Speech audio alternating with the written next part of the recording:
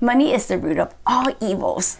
Money corrupts people. Money can't buy happiness. Have you heard of these phrases before? Right? Well, we're pretty sure you have, right? But here's the thing, those who use them probably haven't had a chance to experience real wealth for themselves. And have you ever stopped to think about where these phrases actually came from? Yeah, it's in 1 Timothy 6:10, and it says, "For the love of money is the root of all kinds of evils. It's through the craving that some have wandered away from faith and pierced themselves with many pangs." Pretty intense stuff, right? I mean, whether you're religious or not, there's pretty heavy warning about the dangers of greed. The second phrase, money corrupts people, has also been around for centuries and is often used to describe the negative influence that wealth can have on a person's morals and values. The idea, more or less, is that while money itself is not inherently evil, the pursuit of money can sometimes lead people to make unethical choices or compromise their integrity. Now, we aren't saying we agree with this.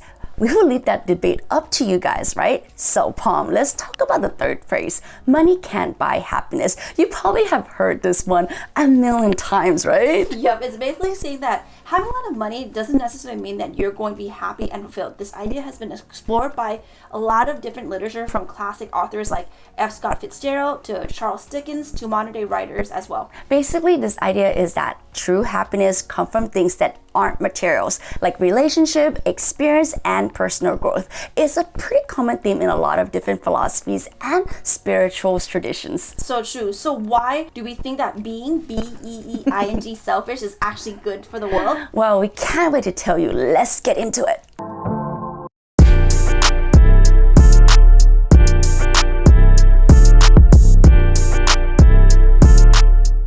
Okay, let's get real for a moment. How much money do you want to make?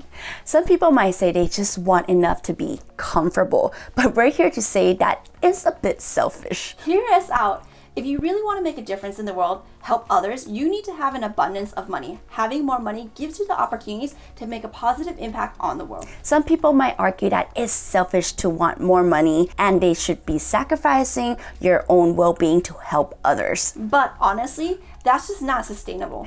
Absolutely not, right? If you're not going to be able to take care of yourself and your own needs, you're going to be burnt out and resentful. And that's not going to be helpful for anyone in the long run, right? So don't be afraid to strive for financial success. It's not enough just to care about making a difference. You need to have the capacity to actually do something about it. And having more money can help you achieve just that. Not only that, but just being comfortable doesn't exactly give you a lot of wiggle room when life throws you a curveball. What if your car breaks down, or your pet needs an expensive surgery, or your mom needs help with some medical bills?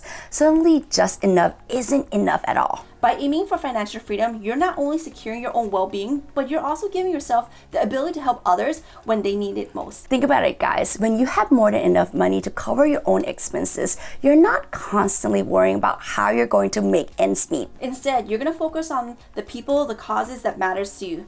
You can offer a helping hand to a friend who's going through a tough time, or make that donation to the charity that's making a real difference in the world. Being financially secure doesn't just benefit you, it actually benefits everyone around you. Nan, isn't it fascinating how bees, with their innate desire to create honey, to make honey, inadvertently contributes to the world's food supply? It's like a universal way of balancing out self-interest with a greater good, right? Yeah, this concept reminds me of perturbation theory, which is a mathematical tool used to study small changes in a system. Yeah, in an essence, it's the idea that a small disturbance or perturbation can cause a ripple effect that has significant impacts on the entire ecosystem. In the case of bees, their selfish desire for honey creates a small disturbance in the ecosystem, but the ripple effect is enormous. Their action leads to cross-pollination of plants, which then leads to production of food for animals and humans. Palm is like a small perturbation that has a huge impact on the entire system. Yeah, and it's really just a beautiful thing, and it's a really beautiful reminder that sometimes our self-interest